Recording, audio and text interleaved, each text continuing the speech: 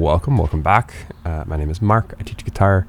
Today we're going to talk about some practice techniques on the guitar, some things you can do to take care of your body when you're playing fingerstyle guitar. Guitar is like our intuition when we're trying to figure things out on the guitar is to get closer to the thing we're working on with our eyes. What did I just drop? Oh, I dropped my ergo play.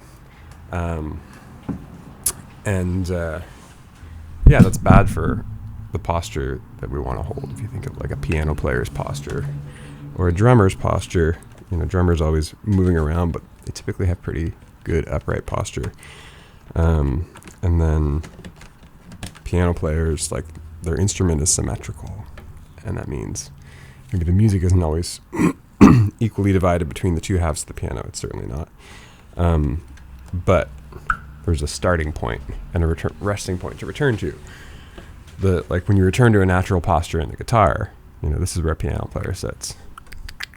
It's like that. They can lean, whatever. If you go to that natural, healthy posture on the guitar, your hands can't reach right? You got to come in a little bit. So there's some tools we can use, which I'll talk about, and techniques we can use. This is one of them. I haven't been terribly diligent at it, but when I remember, I use one of these. It's called an ergo play. I guess it's in addition to just generally being conscious when you're at the guitar, I think, especially when you're sitting down to practice or for a long period of time, you want a comfortable chair.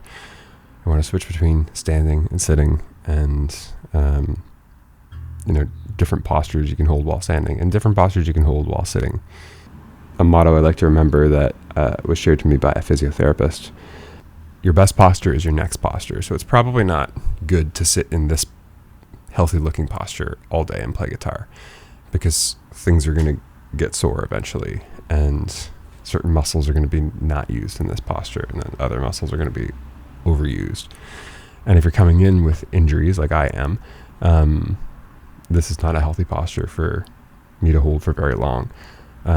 With some of the injuries I currently have from a surgery I went through a few months ago, and just general health issues. So again, other videos on this channel, you can learn more about that if you're interested. From a surgery I went through a few months ago, and just general health issues. So one thing about the ergo play, so here's how it works.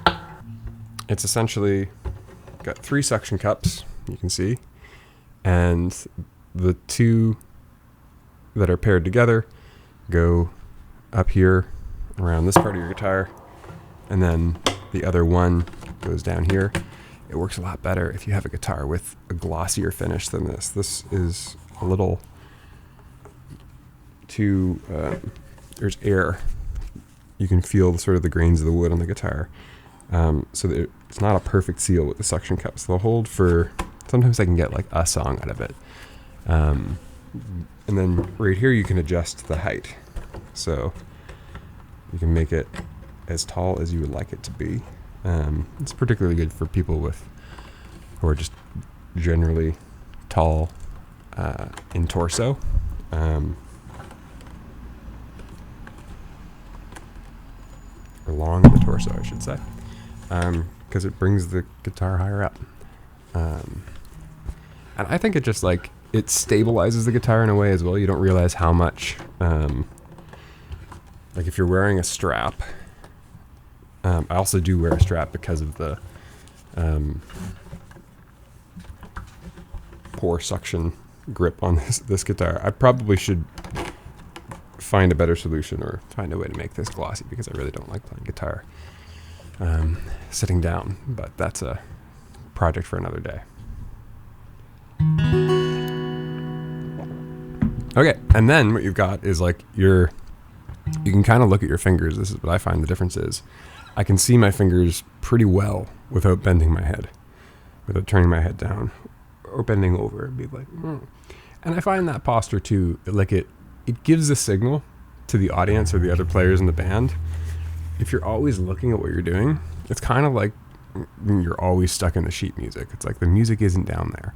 And I find if I can sneak a peek a little more easily when I need to do that, check what fret my fingers are on, which until you've got it in your muscle memory, you kind of have to do, or just trust that they'll land in the right spot, and commit to it when they don't.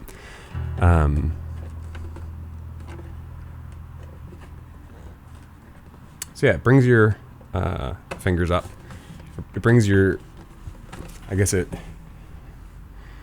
it brings your fretboard closer to your natural sight line, the higher you bring it up, which is nice.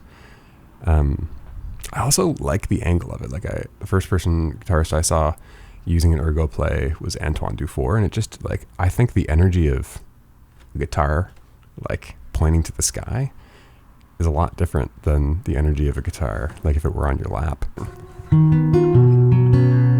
So I've been practicing this riff from Message in a Bottle by Sting and the Police. And so this part of the video is about practice, and it's about practicing fast and practicing slow. So what I typically do when I'm learning a riff is I try to slow it down as much as possible. So the riff is, I'm still practicing it, so I might get it wrong, but it's the opening riff to Message in a Bottle by Sting. All right, so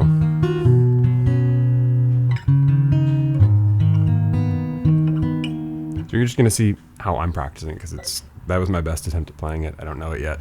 I just started picking around with it last night. I remember learning this song on electric as a kid.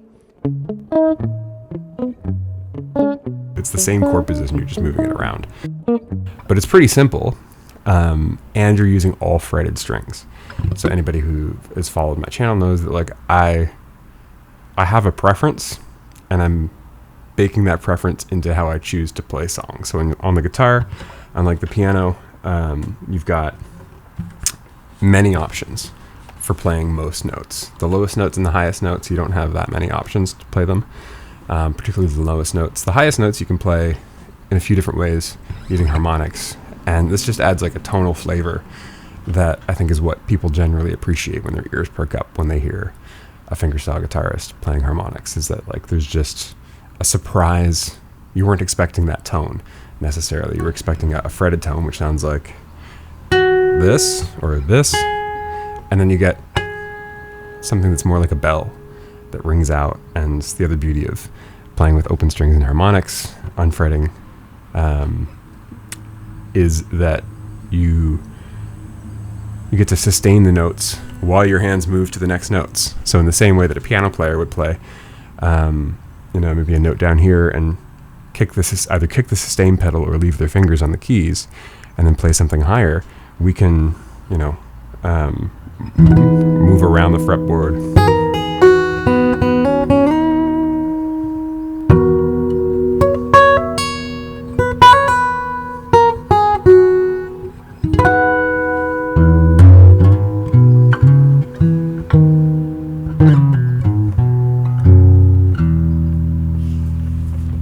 And you have that same kind of sound that you might get if you were playing a piano and sort of touching down here, which, it's almost conversational. You're having a conversation between these parts. Really? Yeah, that's what he said to me. I'm sorry. What on earth are you sorry for?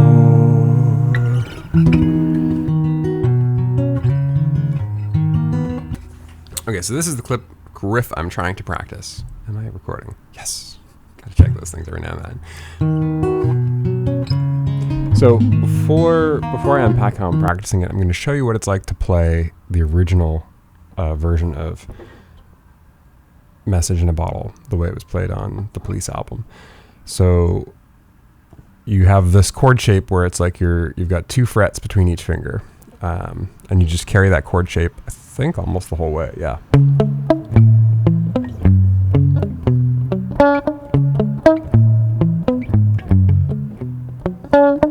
So what you're doing is you're moving a 9th chord around, where you've got the first note, the root note, the 5th, and the 9th. You don't gotta. It's not major. It's just fifth, add 9. It's just got, so it starts on C sharp minor. It is a C sharp minor chord, but they're only voicing the 9th and the 5th.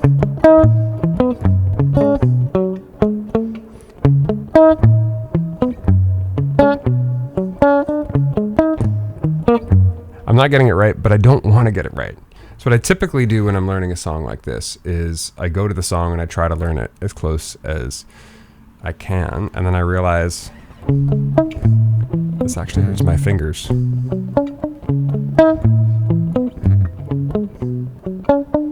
Like Alan Holdsworth, whoever Sting's guitarist is, respect. If you guys can do these moves, awesome. My hands don't like it. The way I'm arranging it, I could play that on a loop, and I often will play these kinds of things on a loop when I'm just at home practicing, watching the news, or doing that kind of like mindless practice. Not mindless practice, but practice that like your brain still wants more to do, so you give it a TV show or something. I think that's just part of the, it's the way humans learn. We like to have dialogue and something to do with our hands. We like to have story to follow and something to do with our hands. Who played guitar on Message in a Bottle?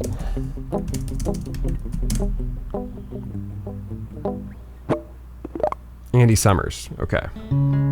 He created the iconic guitar riff with the solo that defines the song's sound.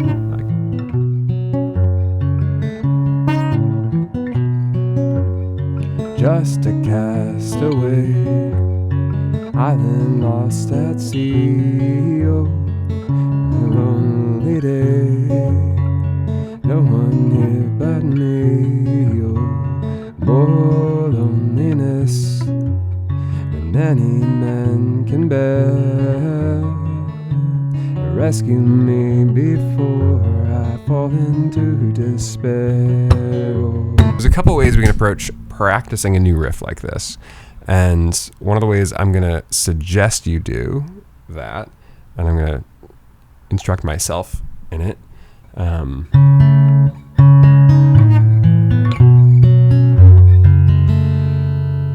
so there's practicing fast and practicing slow.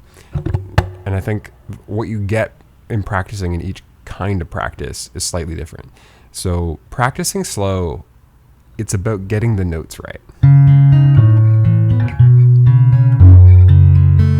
So the trick I'm using when I'm first learning that riff, so that's a pretty good, first of all, so remember what we were just doing. Maybe I'll just like drop a clip in of how I was playing it on electric before, and like look at what my hands are doing.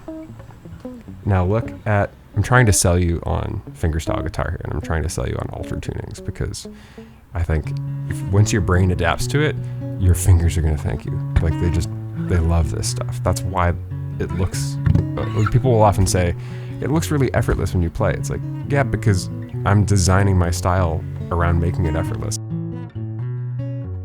I think what guitarists are doing for one another over time as we're learning to play in this style or in any style where, it's evolutionary, or we're trying to find new sounds to make on the guitar.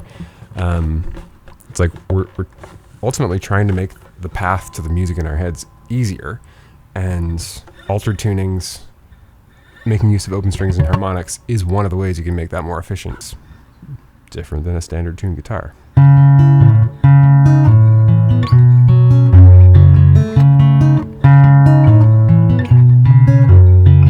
So when I started learning this riff, I was doing,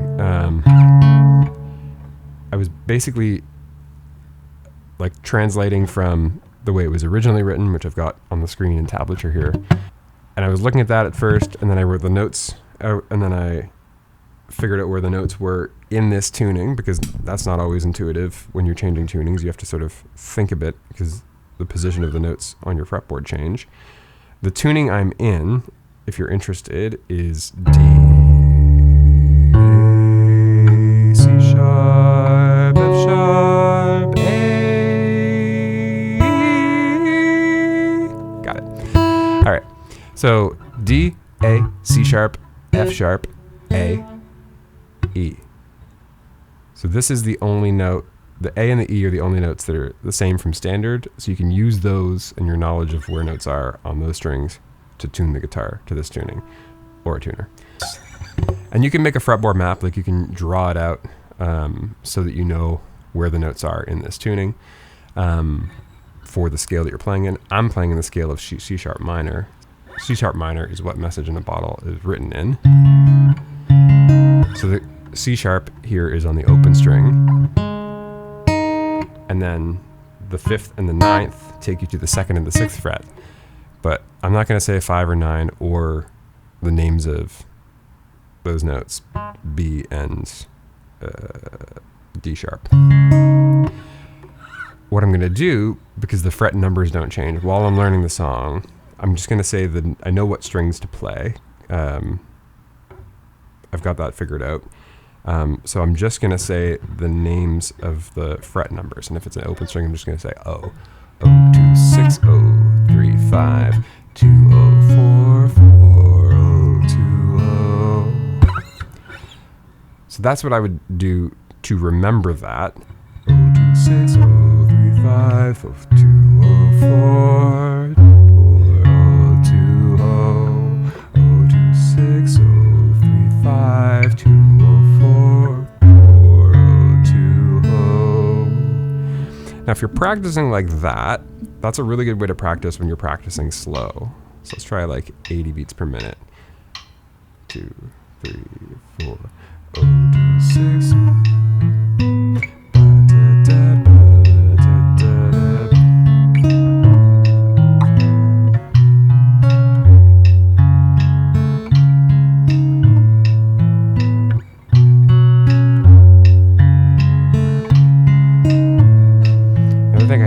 I'm practicing slow. Some of the fingers don't even move as much as I thought they were going to move.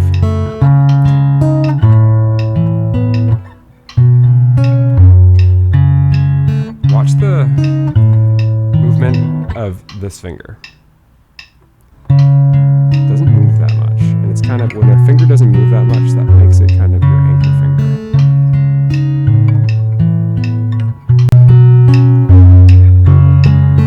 So what I like about having an anchor finger like that, it's like the song actually becomes easier once I guide those movements. So maybe I can even practice thinking like, where is that finger going? I'm like, don't worry about the other fingers for now. 1, 2, 3, 4.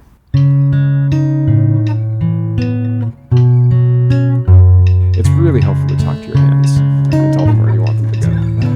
Down to that, down a string. There up a fret diagonal and go down. Stay right there up a fret diagonal and go down string. Stay right there up a fret diagonal down a string. I would make little riffs up like that. Like those aren't perfect, but you're gonna forget them as soon as they work, right? It's enough to get you through. So like down string, up a string, diagonal. I don't know. It's really helpful to talk to your hands and tell them where you want them to go. So now, once you have the riff kind of down, I heard a piece of bad instruction once from a book on practice in music. And what they said was that you should just practice your songs at the slowest tempo that you can reliably create the music you're trying to create. And you get to the pace of the song by slowly working your way up to it. And I think this is true to the degree that you're not hitting the right notes, and to the degree that what you're practicing is getting the right notes and getting them in the right time. What I find is that it's helpful to practice slow and practice fast while you're learning the songs. Because when you're practicing fast, you're practicing being in that rhythm, being in the rhythm of the song. And you're also, I think, capturing some of the essence of the song that disappears when the song is played slower. And so the way I would practice this for your purposes or my purposes, it's like I might play the song a few times where I'm just focused on what is the BPM for Message in a bottle. Internet is so great right now. If you're wondering, the 150 BPMs.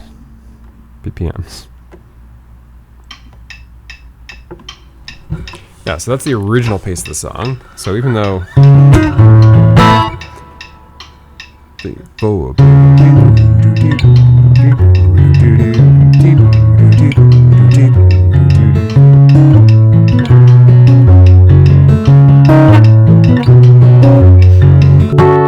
So let's just review where we've been. We talked about posture today. We talked about the ergo play. We talked about where the ergo play can help relieve some of the pressure from the strap that puts on your guitar, and you can use sort of the strap if you're sitting anyways as sort of your safety net in case the ergo play drops.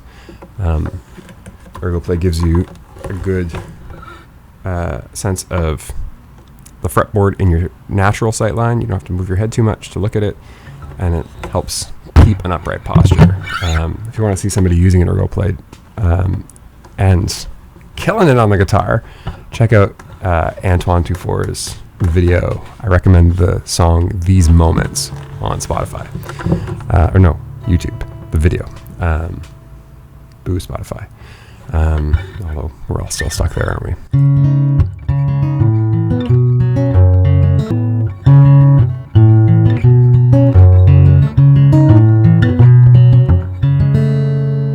And what I'm going to try and do as I practice it, like when I'm practicing it slowly, there's sections that as I start to get the section, then I'm moving on from getting the right notes to cleaning it up. So I'm trying to be more conscious of what strings are getting hit as I change the strings, as I change positions. And then again, switching back and forth and seeing like when I go into double time,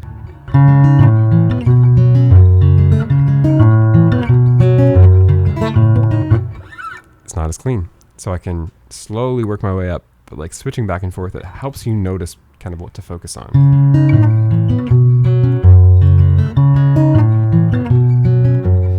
Just a castaway, not lost. Okay. So we talked about practice. We talked about practicing fast and slow, the value of practicing slow to get the accuracy right, to get the notes right, to get your articulation right. We talked about the value of practicing fast being to like really be in the energy of the song. Sometimes one of the things I'll do when I'm learning songs is just like put my guitar down, don't try and sing along, and just like feel the rhythm of the song, dance essentially in your kitchen or wherever it is that you have space to move around and groove. Or if you're going for a walk, walk to the beat of your music. Go somewhere where you can comfortably groove to your music as you're moving around. Or if you're moving around your kitchen, just like try and feel the song. It might be a little bit uncomfortable at first, but it's really helpful.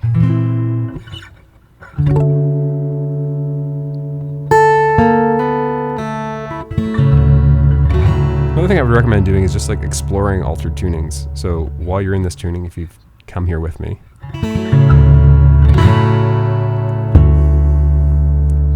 like play around, find your scales,